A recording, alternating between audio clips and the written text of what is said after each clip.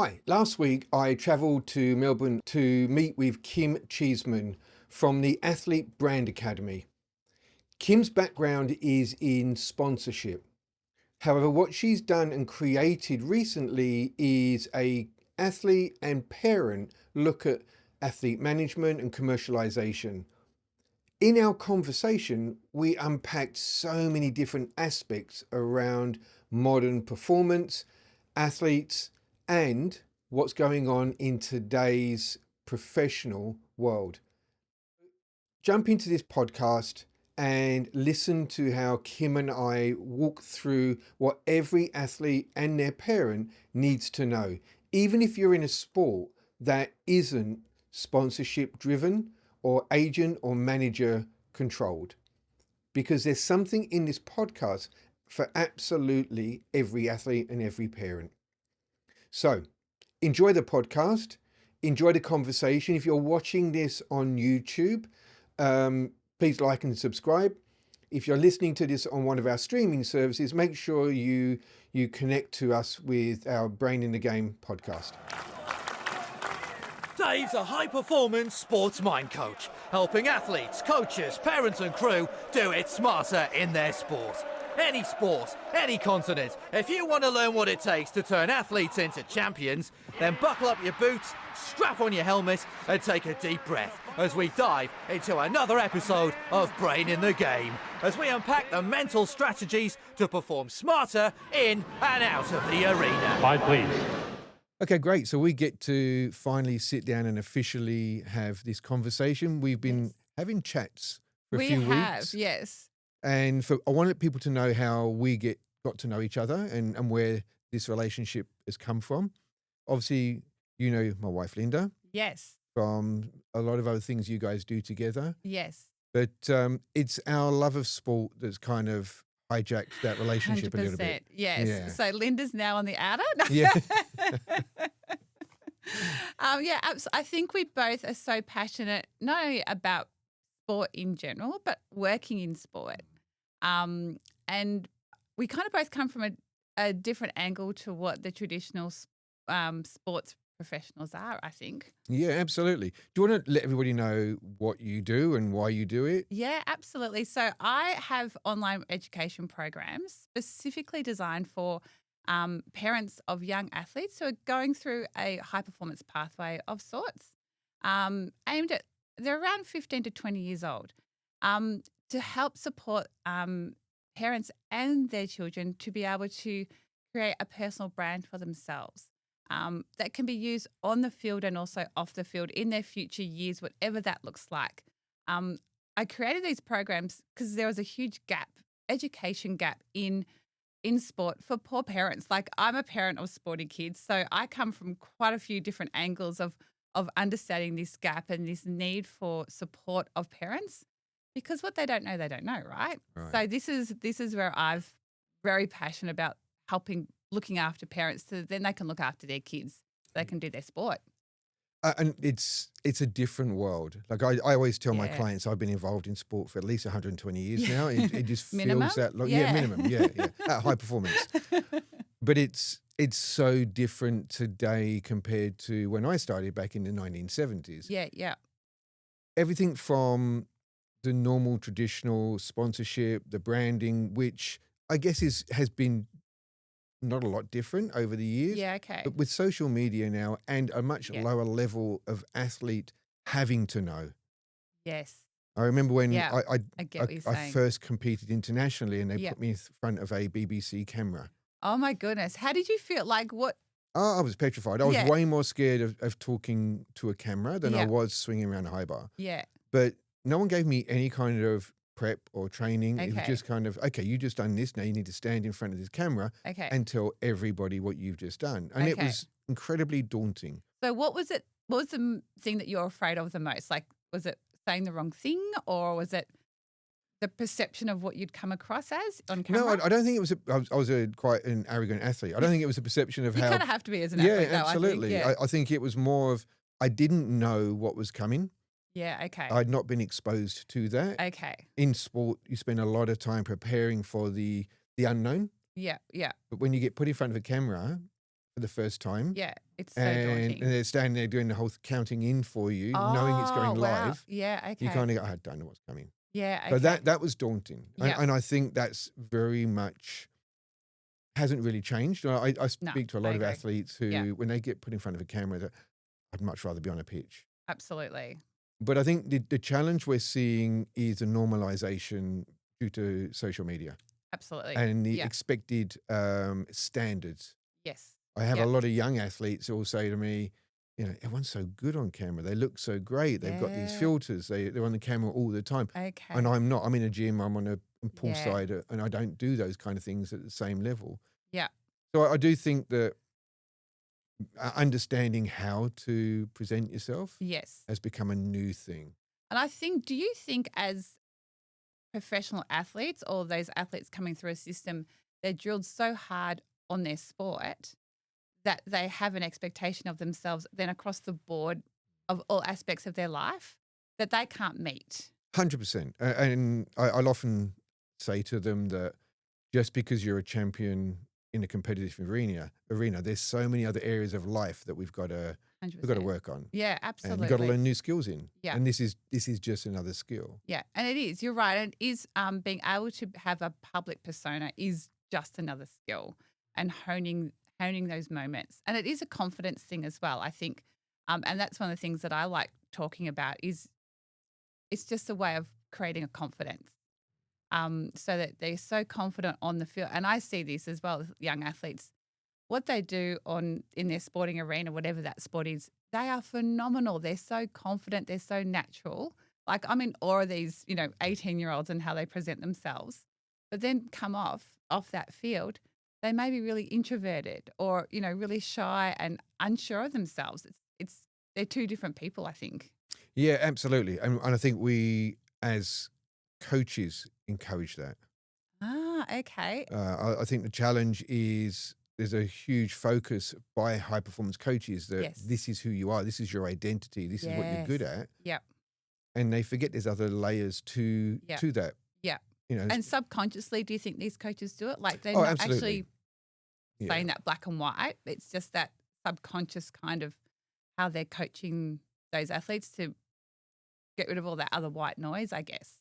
Yeah, I think high performance is all about knowing what you're good at Yep. and being outstanding at what you're good at. So Yeah. there's that condensed viewpoint. Yes. Okay. And coaches who operate in that world spend a lot of time thinking that same way. Yes. And I've been a high performance coach. I know what it's Yeah, like. You kind of absolutely. walk outside the door and then you think, there's a life out here that's not Yeah. orchestrated, controlled, Yes. institutionalized, really. Yeah, absolutely. And so do you think, because I don't know that side of it, which is I find fascinating because it helps me to then understand what parents are then also going through as well. Like I think that's the relationship between coaches and parents for their athlete is also really important.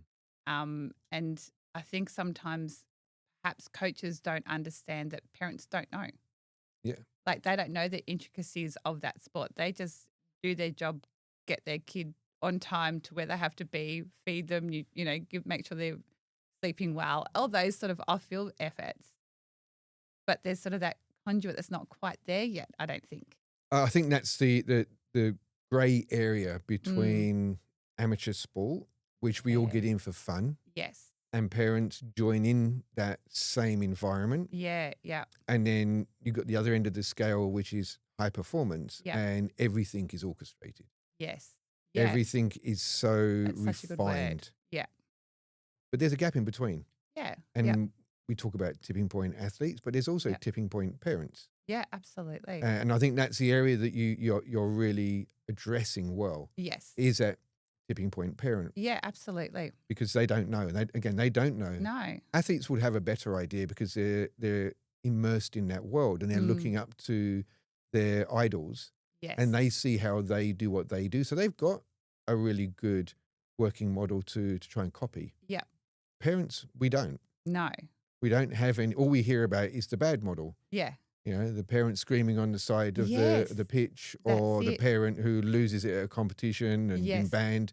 We've seen that with tennis players, where a lot of tennis parents Yes. are expelled. So from a Yes. parent's perspective, it's probably the only thing they get to see is what not to do, Yes. but no one actually tells them what to do. Yeah, that's a really good point.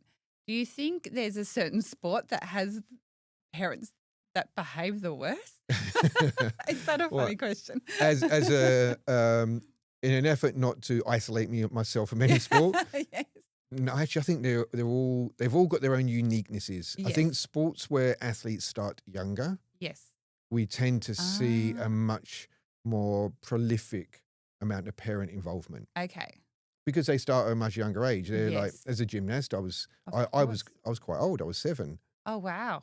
Oh, so my goodness. you know they're 4 and they're 5-year-olds, and they're into a system, and the Yep. parents are also immersed in that system at the same time. So, and sports that do, I guess, encourage athletes starting so young, like gymnastics, for example, is that, um, do they get talent spotted or scouted a lot earlier as well? So everything happens so much younger?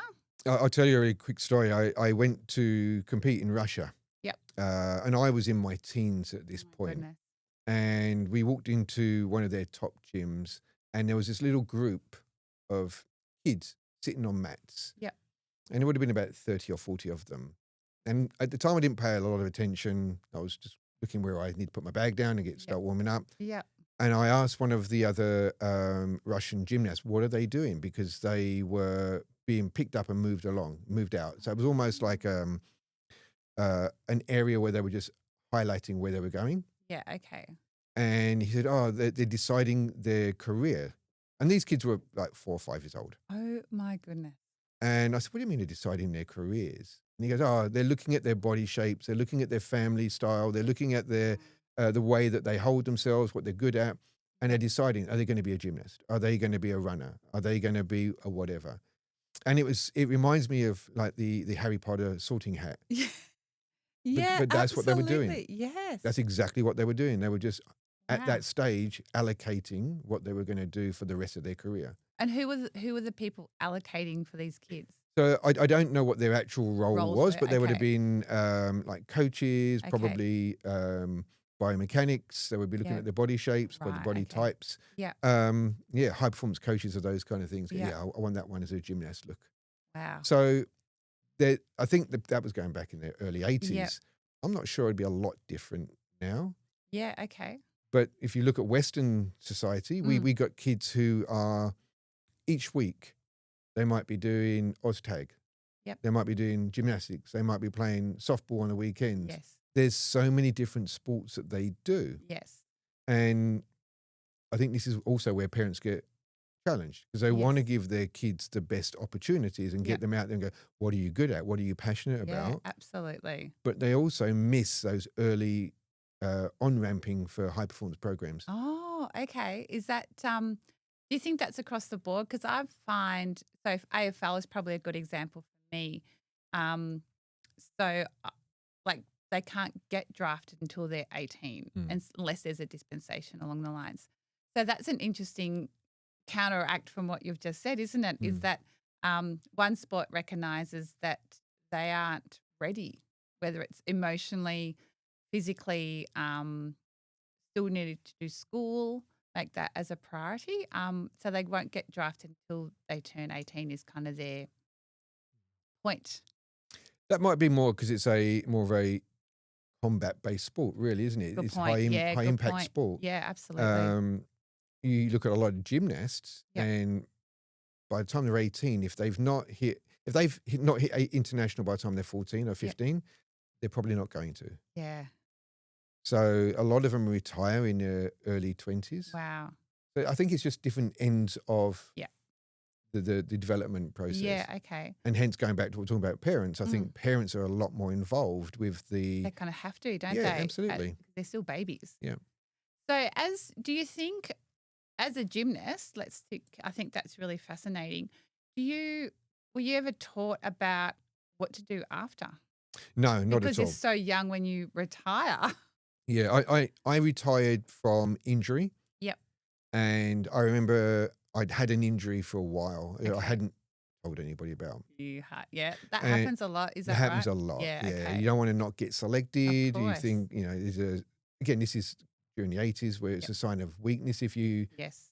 say, I can't do, Mm. you get dropped. Yep. That was our perception. Whether that was a reality or not, I don't think any of us ever really knew, but Yeah, none yeah. of us ever You weren't tried going to that. test that absolutely, out.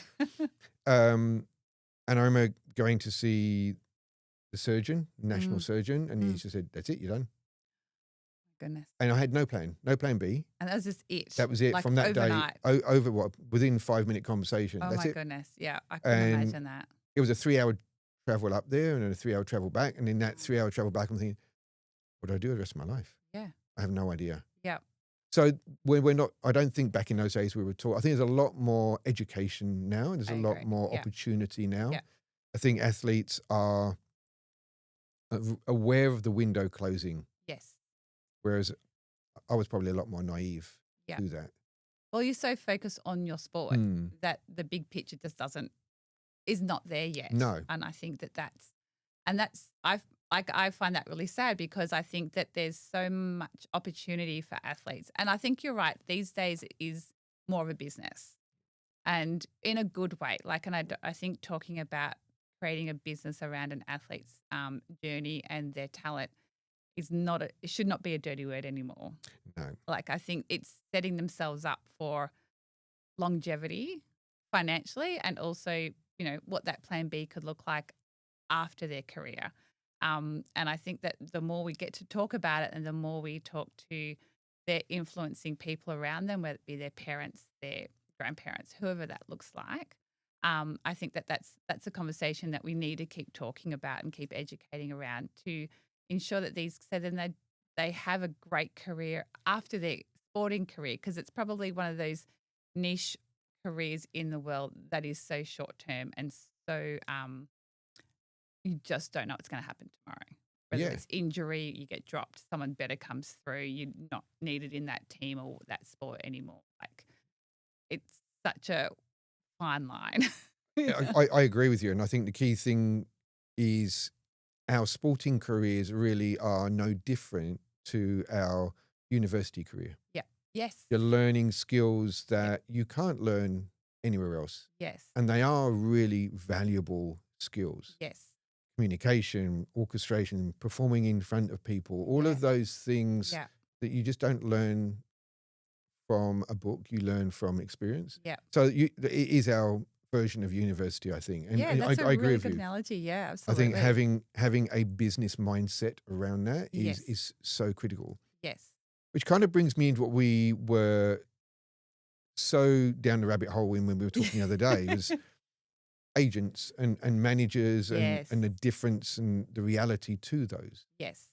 They are more prevalent today. Absolutely. I think athletes at a much younger age are looking for whether it be an agent or whether it be a manager and understanding the difference between Yeah. somebody who's going to manage you and your career and an Yeah. agent who's essentially going to pitch you and sell you. Yeah.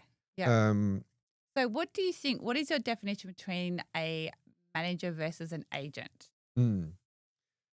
I think sometimes it can be lost in interpretation. From Yeah. my perspective, when I look at an agent is somebody who's more focused on contracts, Got you. Yep. who will come around whatever that period is and then renegotiate contracts. So they're your speaking agent for you. Yeah. Whereas Yeah. a manager, I think, manages more holistically Yeah. Okay.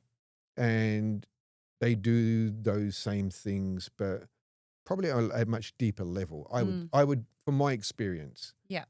So I think I agree. I think that from my experience of talking to agents and working with agents/managers is that and I think maybe some managers are trying to do both or vice versa. They're trying to do too much of the other thing that maybe that they're not that good at or don't have that experience in. So a lot of agents try to also do the managerial side, like the welfare side of things for athletes, ensure they're okay, and also deal with those contracts and fight the fight for their athletes. But I don't know if I don't know if they can be both. Like, I don't think if you take a step back, I kind of see the agent as being that real kind of sales pitchy, bulldoggy kind of personality, whereas the managers need to be a bit more empathetic Do you think they could be both? I think they attempt. I agree with you. I think they attempt to be both because there's a financial benefit, Of course. and there's also it makes a logical and logistical benefit to be doing both. Yeah, yeah. If you want somebody who's managing you, you want them and they understand you. You'd want them to be the ones that are fighting the good fight to get you the best contract. Absolutely, yeah. So I think if I was to pick who I'd want to have, I'd want to have a manager that can act as an agent Yes. rather than an agent that's trying to act as a manager. Yes. Just purely and simply because I think they are a little bit more understanding. I think I said to you before, I had a client who said to me that gets really frustrated with his agent. And when I asked him why, he said to me, I feel like I have to reintroduce myself to him every 2 years when my contract's up. Yes. And telling them what is important to me, why I'm doing what I'm doing, where my goals are. Yeah. Because they just I don't see them. And for athletes who could be a little not so resilient, I guess, to have to reintroduce themselves to their agent every couple of years would be quite deflating for them. Correct. And yeah. they'd be like, am I not good enough? And those questions could start arising and they could possibly start to spiral a little bit. 100%. And I think them having a manager, and again, we're playing semantics of words. Yeah, yeah. But I think we're talking role recognition here. Exactly. I If agree. there's somebody who's more of a manager, irrespective of the title they call themselves, Yeah. who understands them, who looks after them, who knows what they're going through, who knows if they've had some niggly injuries, Yes. who knows if they've got some financial challenges or they're getting engaged and getting married, whatever those kind of things. Yeah. I think that's a much better place for a athlete's welfare.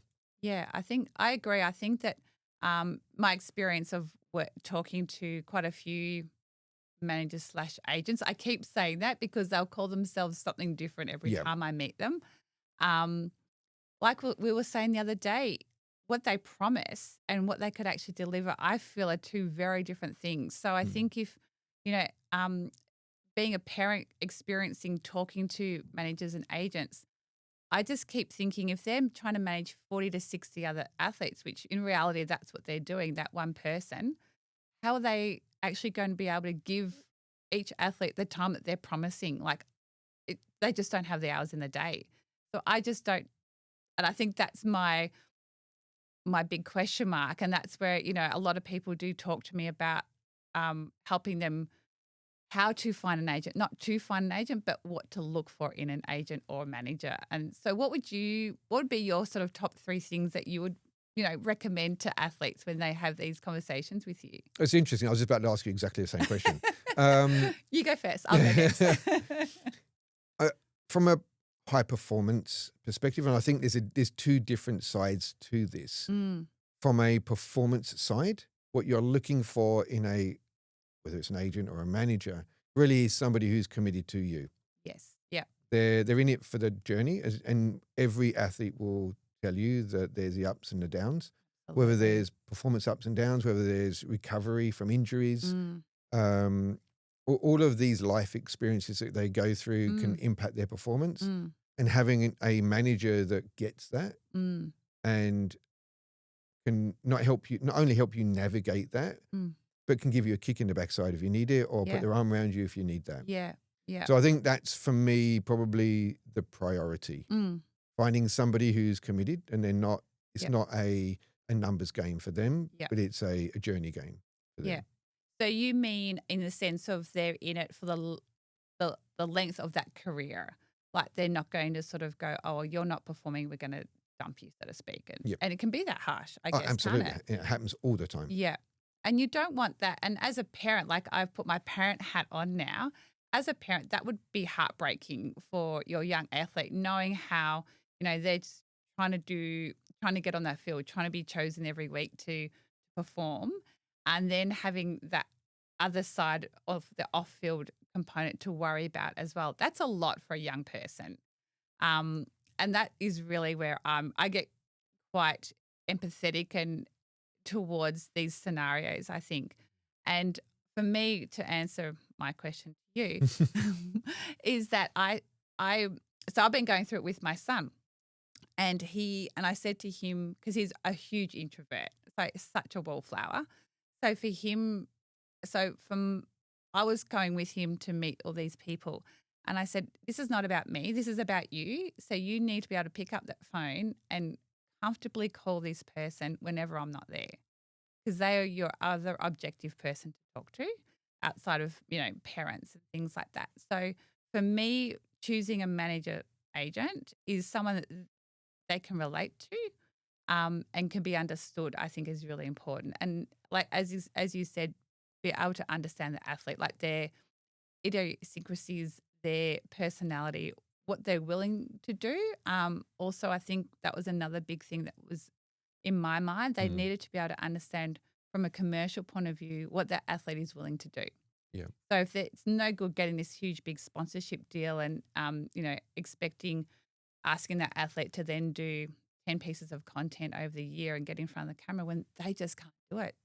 So that was my other thing that I personally was looking for, is that can they pick up the phone? Can the athlete pick up the phone and talk to that person comfortably? And then have they got that broader picture for that athlete? Where do they see them sitting commercially, to help that financial side of things and help them run what their big picture could look like in the future? As you were saying that, and I agree with that. I think that's what you're looking for it's a partnership. It's a partnership. And Absolutely. and that's hard from an agent or manager's perspective to commercialize that. Yes. Yeah. Unless the athlete's standing on top of that dais all the time anyway. Absolutely. And you've got this up and coming, we talked about tipping point. Yeah. They're not financially viable at that Correct. point. Exactly. So there's that side of that too. But when you were talking about your son, if it is a relationship, if it is that collaborative, question I'd ask you is, how well does your son know himself what he wants from a commercial side? Absolutely. Well, it's something that's never talked about or never thought about. So that's a really good question. And that's something him and I have been having these discussions around, like looking at, and I started giving him examples of what other athletes have done to lengthen their career, so to speak. So would they go, so for my son specifically, would he go into media after, if he gets that career, that athlete's career after that? He'd never go into media. Like, that's just something that he knows he could never do. So it would be, that would be off the table, so to speak. So it would be, what else could he do that could represent him well, long term? And that's the plan B that I always talk about. And at the moment, it doesn't exist. Yeah. In his world, absolutely not, because it's all shiny objects at the moment. And I think this is the support that parents definitely need. Is my son's lucky that I work in the industry, so I can take all the shiny objects off the table, so to speak, and actually be quite real and honest.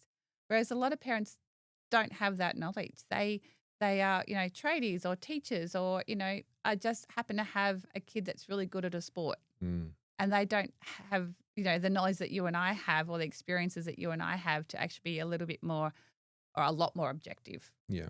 When we're talking to these people.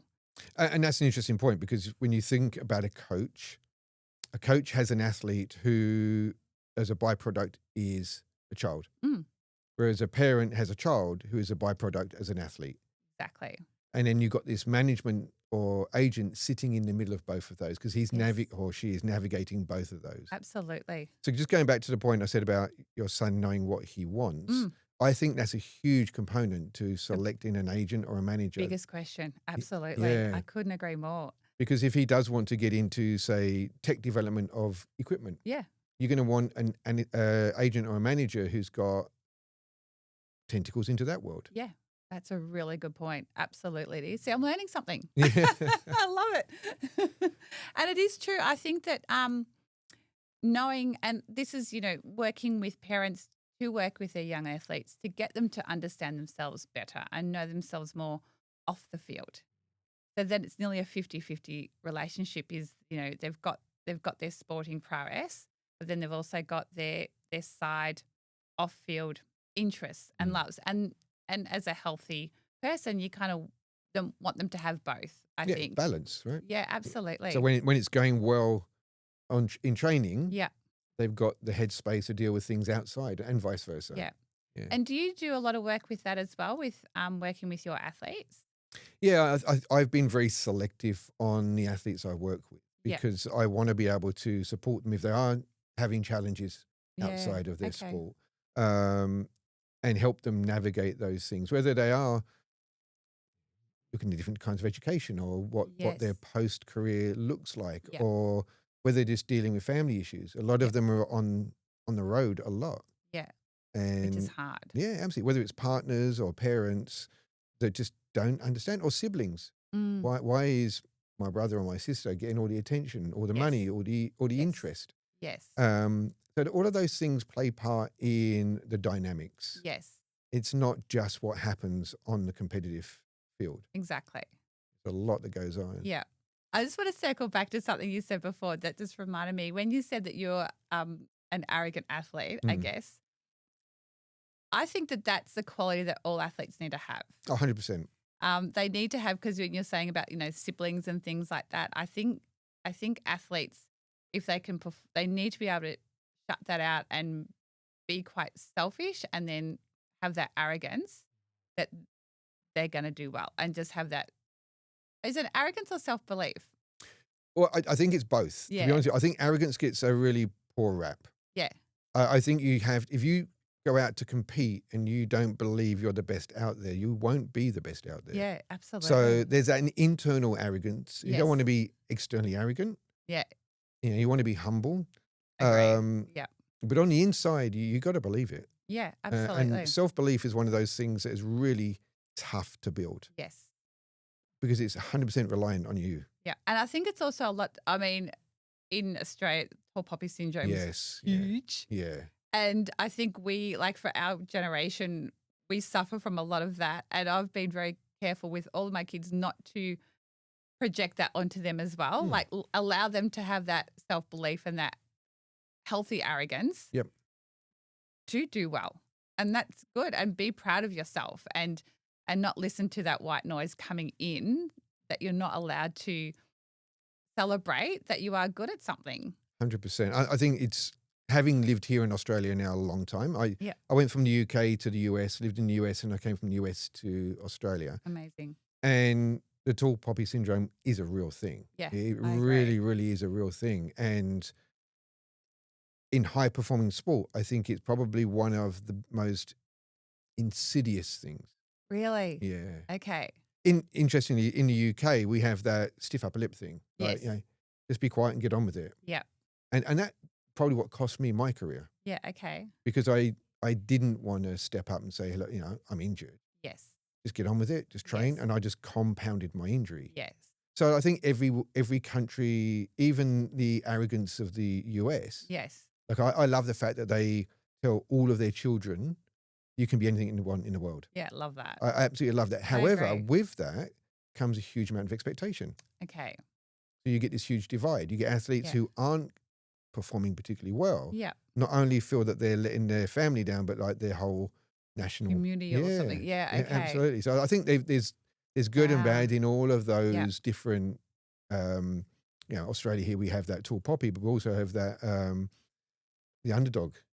Yes. Yep. So again, I think that's a great trait to have. We Yep. don't have to come from the lineage that other sports do or other people Yes. do, and we can Yep. still make that happen. Yes. So there's good and bad on both sides of those, Yeah. but it does have a part to play in that. So thinking about, for you, completely fascinating that you've gone across 3 countries of sport, and been working in sport across all 3 countries. What has been the standout things that you've noticed for each country, in the sense of how they work with their young athletes and how they help them to grow and develop? Yeah. Growing up in the 70s and 80s in the UK, there was a massive pivotal point during that period. It was particularly sports I was involved with. I lived predominantly Lishaw, which is our national centre, Yeah. here Oh, in wow. Australia, the AIS version. Yeah. An old British castle. Oh, wow. Beautiful, sounds amazing, but Yeah. the driveway was 3 miles long. That was our morning my run, goodness. and it was isolated.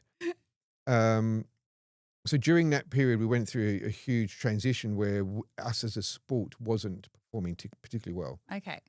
And they completely broke it down and rebuilt it. Yeah. And once they rebuilt it, it's been performing really, really well. Oh, wow. So I missed that Yeah. So period. what did they fix, if I want to say that? What was the thing that Well, they made it more rebuilt? professional. Okay. And I think that was their biggest aha moment. Ah, okay. When I was in the US, they had absolutely every resource that was available to them. Okay. Whereas I think their challenge that they went through and is still probably going through is how you learn from other people. Ah, okay. So there's this internalization of what they do. It's kind of compounding their goods become even better. Yes. Their negatives become even more negative. Rather than saying, okay. well, what are they doing in the UK? What are they doing in Australia? What are they Yep. doing in Germany? And they don't tend to look outside of their bubble as Yes. much. Yeah. So with all the resources in the world, Mm. they still stumble. Yeah, okay. If you look at, I did some work with the NFL many, many years ago, and it's a completely Australian, completely American sport. Yeah. And it's a multi-billion-dollar sport It's because they don't have to compete against anybody else. Yeah. So they have just created this almost perfect product. Yeah. But when they have to compete across other nations and internationally, okay, yeah. that's why I think they That's their struggle. stumbling. Yeah, okay. That's their Achilles heel. Yeah, that's a really good analogy actually, because and you do look at thinking about America a lot. You do look at their sporting community, and it is big business. Huh. Like it is huge business. And we are certainly, as Australia, a small little country, we are not there yet in regards to, and I think this is another nice conduit of we're not there yet in regards to the business side of sport and what athletes can do in that space. So I think looking at America and, I just see the sponsorship dollars that get thrown around. It is just humongous. And I think that preparing specifically sports that transfer across, so like basketball, for example, is, an international sport. So in Australia, it is a small industry compared to America, obviously. So a lot of our basketball athletes who are through pathways, they have to go overseas to extend their career. And they're not prepared for what gets thrown at them. And even from college perspective, so it's not even talking about the professional sense, they're still semi-professional, or they can be now. And the sponsorship dollars in college now is ludicrous. Like it's out of control. And these young athletes just aren't prepared for those moments. I think going back to what we were saying before, when you're in America, the expectation is from day one, this is a business. Yes. You want to get involved with this, there's expected things that you're going to do. Yeah. That's so you part think of that's this. part of their 100%. journey and education around it? 100%. Yeah. From day one, So this they is do a that business. right. Yeah. Yeah. And they do that better than anybody. And I Yeah. think that's why there is so much money involved in the sport over there. Yeah. Yeah. At all levels, whether it be college Absolutely. through to professional. It's insane. What we can learn from that here in Australia is treating it like a business at the start. Yes. Not waiting for it to become successful before you Yes. try to commercialize it. Yes. And I don't think we would lose as many of our athletes if we had that same expectation. Yeah, I agree. And we often use the excuse that we're a small country, we're a small nationality of people. But we do punch above our weight a lot. So on it's average, not a absolutely. capacity thing, it's a propensity thing. We just don't do that. We don't treat it the same. Yeah. And we orchestrate a lot of our organizations as amateur. Yes.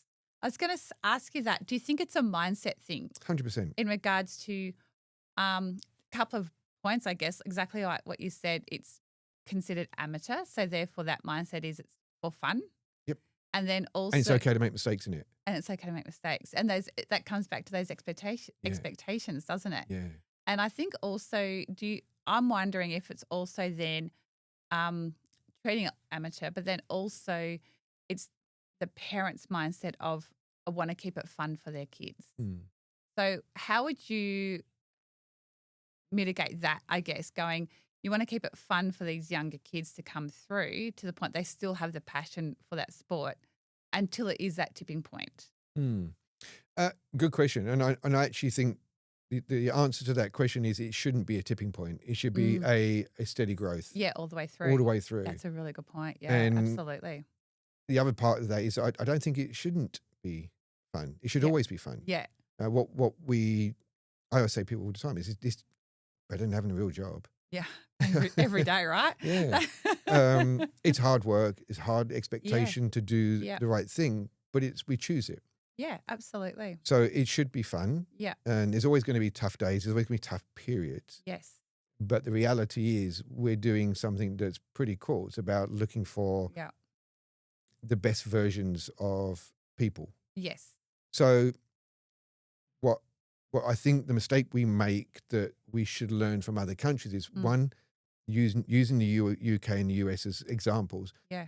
Other countries do it just as well, if not better as well, in other sports. But we need to make it more accountable. Yeah, okay. From the get-go. Yeah, interesting. And that's coaches, that's parents, that's athletes, that's the system, that's people who support the system. If we had a system that was more accountable, I think we'd have a lot more financial investment.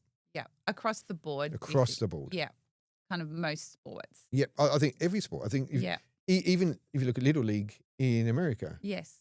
That is a big business. Really? That is a huge business. That baseball pathways. Yeah. Huge. Wow. And from day one, and you've got kids who are 2 and 3 years old, like dragging a bat onto a little tee. Yeah. That's commercialized. The coaches have to have accountability. Okay. The athletes, the parents are all taught from day one. Yeah. This is the rules. This is how we do what we do. Yeah. But there's also a conduit, an avenue where you can kind of say, well, it's not working for me because. Yes. And people will listen. Yeah, okay. Rather than in other countries, they get pushed away and go, you don't know, you're not supposed to be here. Yeah. I think one of the biggest frustrations I see is where coaches exclude parents from the venues. You read my mind. Yeah. Yes, keep going, please. Yes. Because I think all you end up doing is creating an environment where there's conflict. Yes. Instead of creating an environment where there's collaboration. Yeah, absolutely. And I think the US do that really well. Okay, so do you think in the US they work with the parents to work with their young athletes to create the best version? I think the systematization of it creates that. Okay. I don't think they are more rah-rah, we're going to bring all the parents on board, everyone's going to go on a journey. Yeah. I just think the systematization of that process means that there's touch points where parents do get to say, my little son, my little daughter is struggling because. Yeah. So they know their role. Yep. The parents kind of know their role in that athlete's journey, so to speak. Yeah. It's quite black and white nearly. Yeah. Yeah. I think that's interesting because I find here in Australia it's completely the opposite. So you can either have teams or institutions, organisations that welcome parents in to help work with their kids in a good way, like in a collaborative way, exactly what you're describing. And then same sport but different organisation completely exclude the parents to the point that they feel they don't have a voice to help advocate for their kids. And it's not about, screaming up and down, oh, my Johnny's so talented, why didn't he get picked on the team? It's more about Johnny's not sure why this has happened. And, coming back, some of these kids can't understand what the adults or the coaches or the coaching staff or the physios are saying to them to then relate back to the parents. Yep. Like they just can't process that information. So that's when, I think parents definitely need to be involved to that point so they can be that conduit. They can hear what needs to happen or why things have happened the way they have to then be able to parent their child and talk them through it and help them process that information. Excluding parents, I think, is not the answer. I completely agree. At all. It's like having 2 separated parents and a kid in the middle trying to negotiate the two. Yeah, absolutely. And they're just not equipped to do that. No, and nor should they be. No, I exactly actually right. don't think they should. They're not emotionally equipped to be able to handle that. No. And do you see that working with some of your athletes, those moments when they kind of feel like they're sitting in the middle, not sure Every day. where to be? They've been pulled from pillar to post, aren't they? Every single day. And again, that's not just Australia centric. That is global. Yeah, yeah.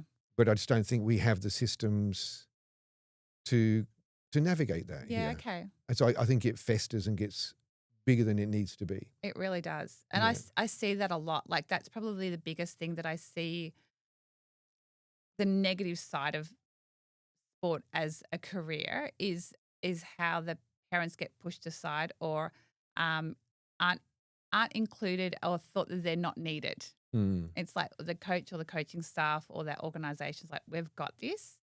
And I think to a point, yeah, that works. Like I've had experiences with my child where I drop him off at the airport and he's off with his team off they fly. Yep, I'm done now. And I Mm. know that he's safe and he's fine and he's well equipped emotionally. I know the staff because I did get to know the staff. Mm. So I know that he will definitely be looked after. I don't have to worry. I'm all good. Whereas, some other moments, it's so ambivalent. You're so not sure what's going on. And I kind of go the way the coaches or the coaching staff or the physios, what have you, the support staff treat the parents. Is that how they're treating the kids as well? Like with that ambivalence and sort of just brushing them away. Yeah. So I think getting the parents involved and getting them included as a collaborative team, not to be, and there is that history of, the parents getting a little bit abrasive, 100%. Oh, yeah. And, jumping up and down on the sidelines and coaching from the sidelines. So I do get that side of it as well. 100%. But surely there has to be a way of, as you said, systemizing the system so everyone knows their process and everybody knows their place. I think the parent on the sideline is it a chicken or an egg thing? Is the Yeah. frustration Yeah. and the jumping up and down because they don't have a voice? Yes. Or do Yeah, they good not be point. given a voice because they've been jumping up and down? Yes. Where did it start? And Yeah. I don't know the answer to that. No. I don't think anybody knows the answer to that. No. But it doesn't mean that has to be the way going forward. Yeah, I agree. Absolutely. I think we need to evolve. We definitely need to evolve Yeah. in sport and look at it from a different perspective.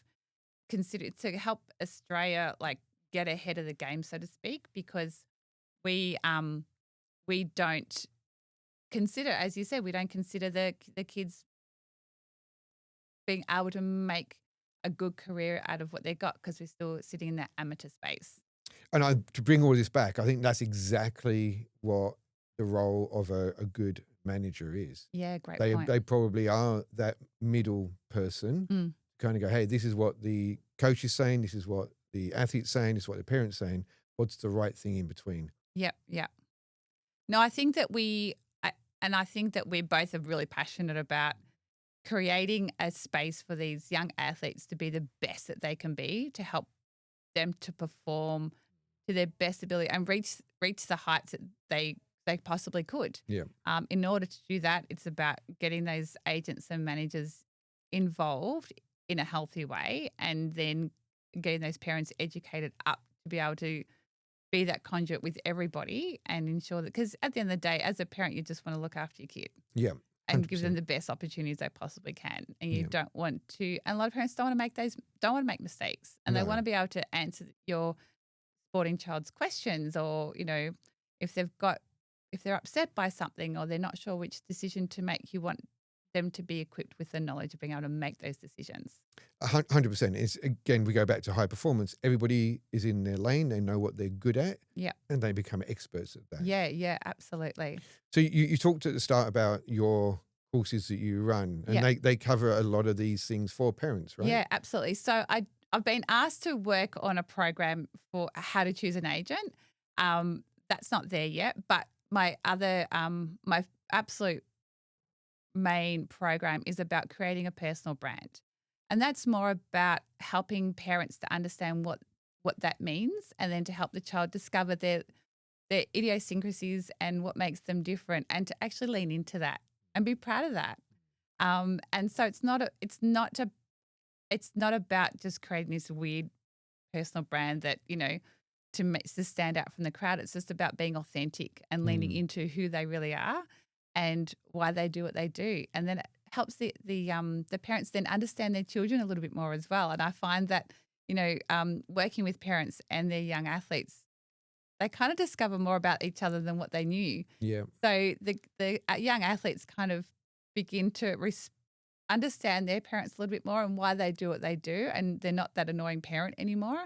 And then on the flip side, the parents kind of get to know their kids outside of them being their child. It's more about what they possibly look like on the sporting field, or what they're like when they're with their friends, or what they like and dislike from clothes, or what they want to wear, or what they want to, or how they want to speak or sound or look like online, and it just gives them the confidence to not be afraid to have a go, curate their social media so they are authentic but can stand out and be themselves. So it really is, it's all about creating that confidence, and that can take them off after their careers as well.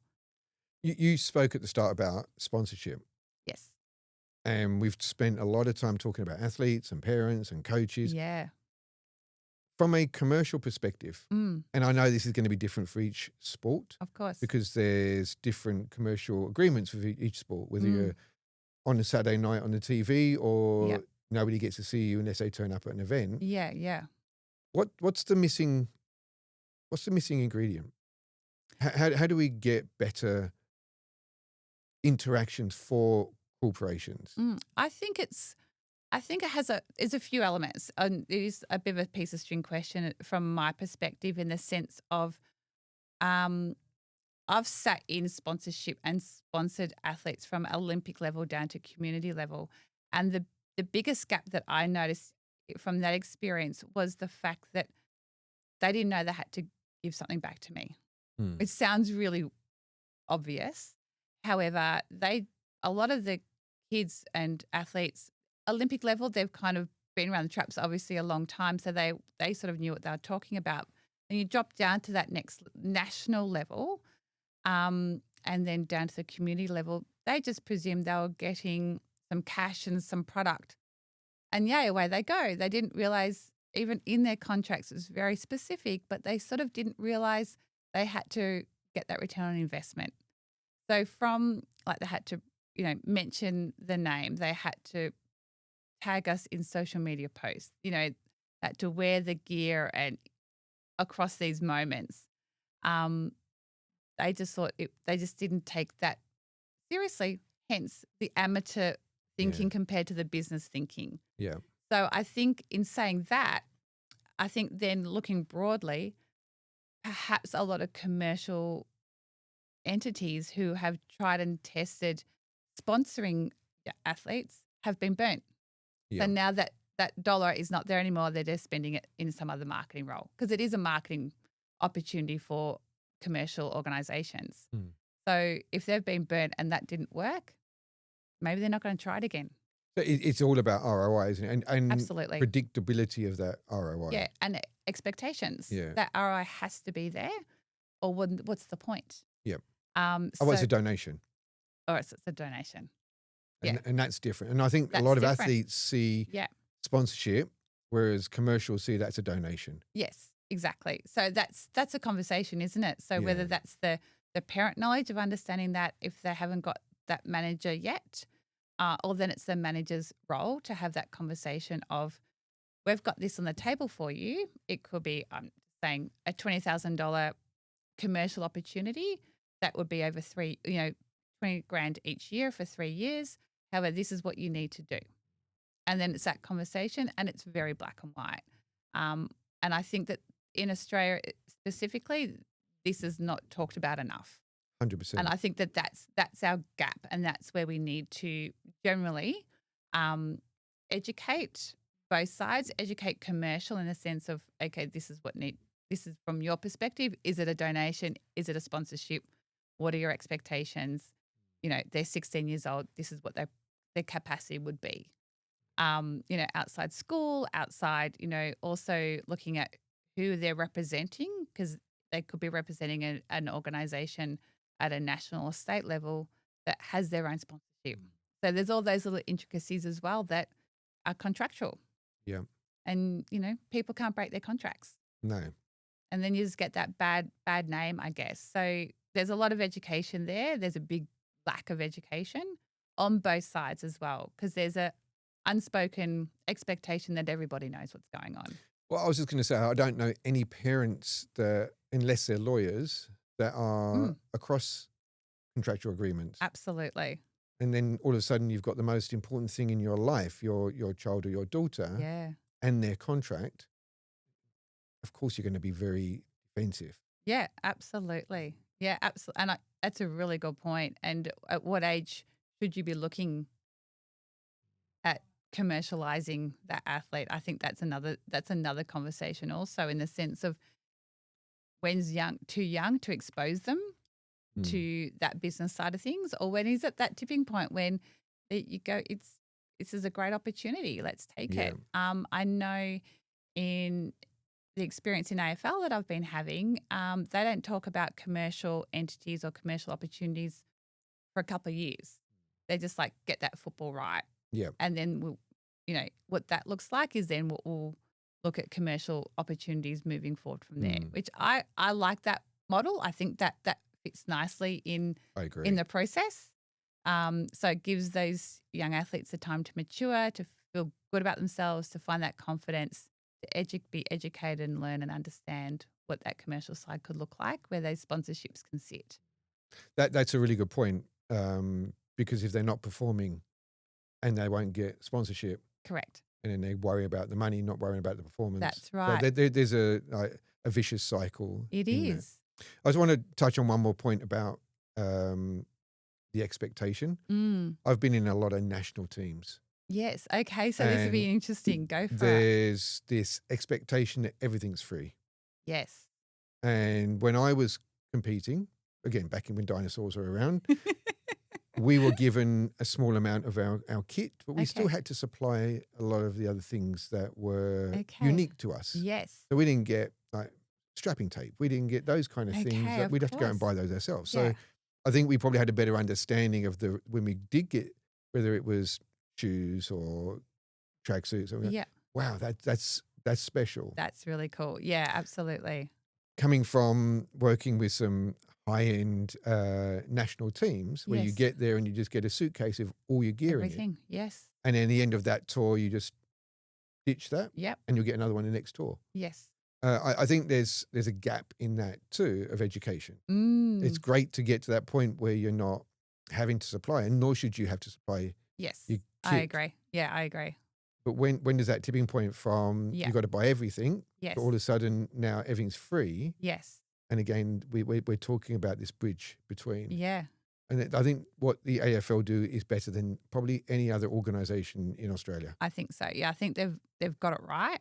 Yeah. But then on the flip side, just to add a little bit of pepper to it, women's sport does not get nearly as much dollar as from sponsorship and commercialisation than what men's sport does. And I think that's another big gap that needs to be spoken about, because I'm working with men and women. The women are always so keen to do whatever they can to help that sponsor, that commercial entity. I'll do that post, I'll come and do this video, I'll do that commercial. Whereas the men are a little bit more haven't had to work as hard, perhaps. Do you think? Well, I mean, maybe it's already fed into their system earlier. Yes. I think that's probably my experience. Linda and I did, well, actually Linda did a breakdown of our stats of the athletes that are male versus female and age demographic. Yeah. Linda does it every year, and she tells me every year, and it always surprises us that we're around 50-50 male and female. Yes. And it surprises me not because I focus on one over the other. Yeah. It's because I don't focus at all. Interesting. I don't care if they're a male or a female. No. I've got AFLW players. Amazing. Yes. And for me, they're just players. Yes. They're performers. They're athletes. Whether they're male or female or more commercial. In actual fact, we've just had one of our motorcycle racers do incredibly well, and she beat all the men because there's no women's racing system. There isn't. Yeah. Okay. So she's gone out there and done a phenomenal job. Yes. But it's funny. I don't look at it as when you're a female, you've done a great job. You're an athlete. This is performance. Yes. And I think there's a gap there in our mindset over, are we looking at the performance? Yes. Are we looking at gender? Yes. And I think there's a commercialization issue with that too. Yes. Because we probably prioritize what's always happened rather than what can happen. Absolutely. And that's actually the perfect point. was talking to, I'm not an NRL person, and I was lucky enough to watch the NRL grand finals just from TV, but with NRL very ingrained people. And they grew up playing NRL. Their kids had played high level NRL, so they were very much ingrained in the system. And they were explaining to me, because obviously it's done differently in NRL, which I really liked, having the women's grand final before the men's grand final. And I was watching these women in absolute awe of how tough they were, how there was nothing left on that field. They were absolutely cooked at the end of it, and I loved watching it. The crowd wasn't there. And also speaking to the people I was sitting with, and one of the guys was telling me the women actually have more skill. Like they technically are better players. And he loves watching the women play. And I think that that's just another great example of, women's sport is there. We just need to get it even more exposed, I think, and give them that chance to be able to, like our AFLW women, they still have to do another job outside of also playing this unbelievable high-level sport, and they go hard as well. So it'll be interesting to see the next maybe 5 years of where women's sport sits in Australia to hopefully be on parity commercial-wise with the men's sport. I think we can probably draw all of that back to this whole viewpoint of it being professional from day one. Yes. Whether it's little boys or little girls going into sport. It's just they're going into sport. And this is what the expectations are. So rather than, obviously it's very easy to see at the pointy end when we're looking at NRL or NRLW finals. But when they were little tackers and they were going out and training, that's where I think that the shift needs to happen. That's a really good point. Oh, my little story is I used to ride horses and competed very competitively. And my kids always ask me this question, would I have made the Olympics? And I said, I actually probably could have, back in the day, but my parents never had that mentality. It was like, we just grew up riding and we just went around competing. I just happened to be pretty good at it. And that was kind of the end of the story. There was never anything after that. It was never and I think that's perhaps whether my parents' generation or just how they grew up, it was never a bit of that tall poppy. Can't say you're that good at it. Those kind of moments. So I think you're right, being able to start smaller and understand younger with the kids in the sense of changing that mindset of what the opportunity could possibly be. That would be really an interesting to see that follow through and evolve. Yeah, 100%. Yeah. I think we could probably sit here all day and unpack how to put it right. Yeah, how to put it all right. From my perspective, what you're doing in regards to the education program is a huge step forward. I think we need it. Yeah, absolutely. Need is one thing, but I think people want it too. Yeah, absolutely. I agree. Thank you. That's really nice to hear because I do agree. Like when I'm out, obviously I don't mind a chat. So when I'm out chatting to lots of different, even from coaches to agents to media, they're all saying the same thing. Yeah, absolutely. That, my programs are there for a reason. And it's all about supporting the next generation and helping people grow through between parents and athletes and helping them to do it together and educate them together. Look, 100%. I'm quite fortunate. I lecture at university and I see the same. Everybody's asking for it. Okay. Yeah. So it's not like I don't think we have to convince anybody. We just got to get everybody's head together. Yeah, exactly. Yeah, absolutely. Isn't that the truth? Yeah. Well, this has been really cool. It's been fun. Thank you. I think we can, as I say, unpack the world. Absolutely. Yeah. We'll solve it. Yeah, absolutely. And we'll do it again. Absolutely. Sounds good. Thanks so much, Dave. My pleasure. It's been awesome. Thank you. Thanks for listening. I hope you found it useful. The principles used in this podcast were developed through the Smart Mind, the #1 resource hub to learn the cutting-edge techniques and mental skills used by world-class athletes and coaches to achieve podium finish every time. You can't be serious, man. You cannot be serious!